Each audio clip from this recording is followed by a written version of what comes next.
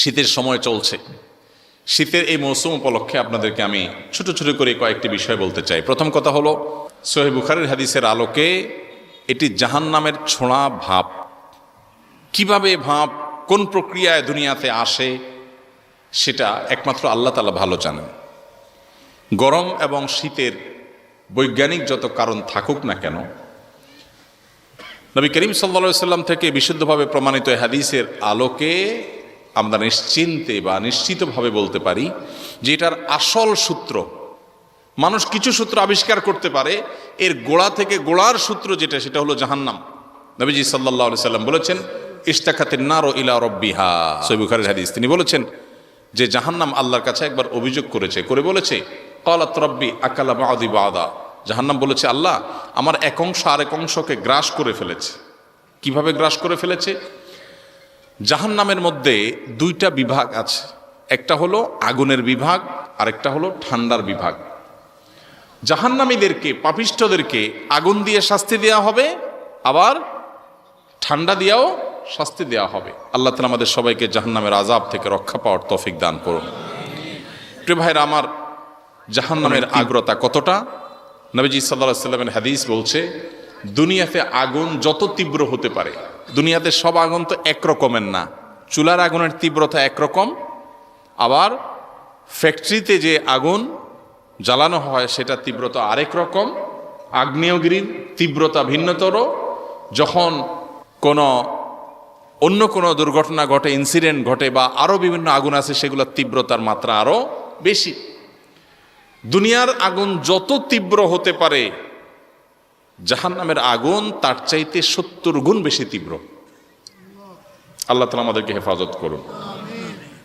আর ঠান্ডাও একই রকম। তো অতিরিক্ত গরম হলে কি হয়?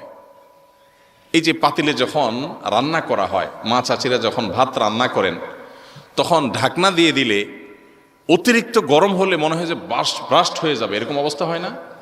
তো জাহান্নামকে উত্তপ্ত করা হচ্ছে। অতিরিক্ত উত্তাপের কারণে জাহান্নামের এক অংশ আরেক অংশকে গ্রাস করার মতো, রাক্ষসের মতো অনেক প্রাণী নিজের বাচ্চা কামড় দেয়, নিজের শরীর কামড় দেয়। অতিরিক্ত রাক্ষসের ভাবের কারণে জাহান্নামের এক অংশ আরেক অংশকে খেয়ে ফেলার অবস্থা হয়ে গেছে।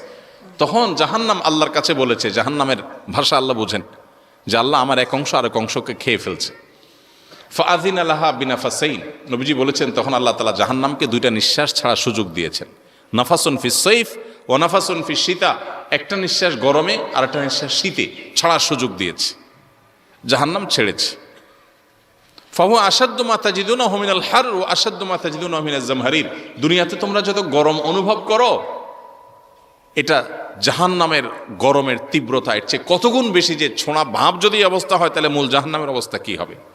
এই জন্য ভাইরা, গরমের তীব্রতা এবং এখন যে শীতের মৌসুম চলছে, বিশেষ করে এখন সারা দেশে কনকনে শীত শুরু হয়ে গেছে, উত্তরবঙ্গে পঞ্চগড়ের দিকে ভয়াবহ শীত শুরু হয়েছে। এই শীতের তীব্রতায় আমরা আল্লাহকে স্মরণ করব। জাহান্নামের কথা আমাদের স্মরণ আসা উচিত এই হাদিসের আলোকে, যে আল্লাহ, এই যদি হয় জাহান্নামের ভাব, যেটাকে আপনি পৃথিবীর বিভিন্ন প্রান্তে এক এক সময় এক এক জায়গায় বন্টন করে দেন আপনার কুদরতি সিস্টেমের মাধ্যমে, আল্লাহ, এই যদি হয় জাহান্নামের ছোঁড়া ভাপের অবস্থা, ভয়াবহতা করার ক্ষমতা নাই আমাদের, তাহলে জাহান্নামের শাস্তি সেটা আগুন হোক আর ঠান্ডা হোক, সেটা কত ভয়াবহ হবে আল্লাহ আপনি একমাত্র জানেন। এই জন্য এরকম তীব্রতায় ওরে মারে ওরে বাবারে না বলে আল্লাহর কাছে জাহান্নাম থেকে পানা চাইব। আল্লাহুম্মা আজিরনা মিনান নার। আল্লাহ, জাহান্নাম থেকে আপনি আমাকে পানা দান করেন। চেষ্টা করা যাবে না ইনশাআল্লাহ? জাহান্নামে যেতে হয় যেসব কাজের কারণে, সে কাজগুলো আমরা পরিহার করবো তো ইনশাআল্লাহ? আল্লাহ আমাদের সবাইকে তৌফিক দান করুন।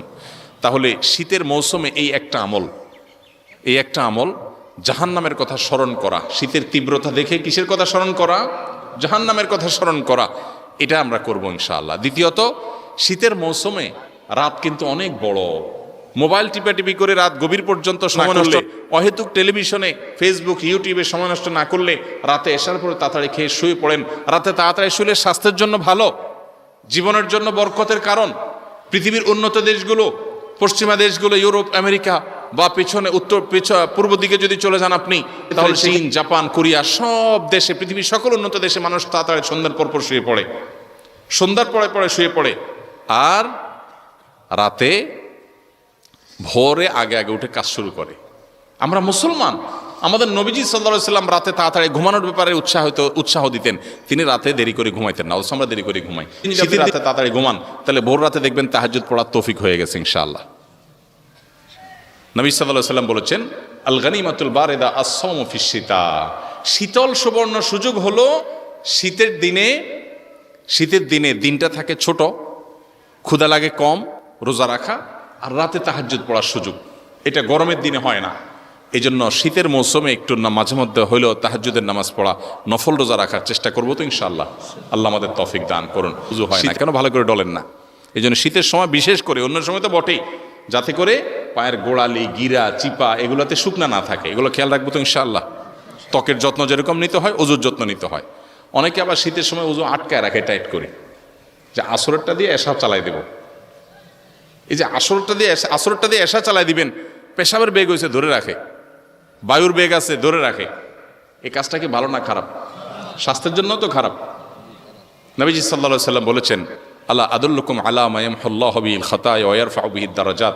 তোমাদেরকে কিছু আমলের কথা বলে দিব যার কারণে আল্লাহ তোমাদের গুনাহ মাফ করে দিবেন, তোমাদের মর্যাদা বৃদ্ধি করে দিবেন। তখন সাহাবীরা বলছেন অবশ্যই বলেন। তখন নবীজি বলেছেন তিনটা আমলের কথার ভিতরে একটা আমল হলো ইসবাগুল ওযু আলাল মাকারিহ। কষ্ট আছে তারপরে ওযু ভালো করে করা, কষ্ট হয় তারপরে ওযু ভালো করে করা। তাহলে ওযুতে অলসতা করব না ইনশাআল্লাহ।